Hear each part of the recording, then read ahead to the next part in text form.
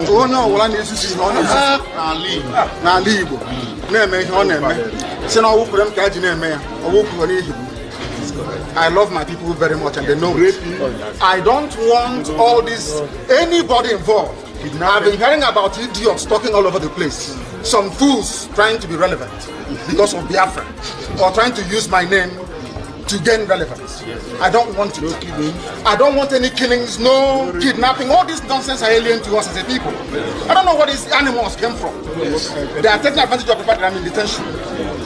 But it will soon end. The only person to preach Biafra to you and you will listen are those who are under our central command, IPOB, of course, with Radio Biafra. Anything else up on the Yoshika happen.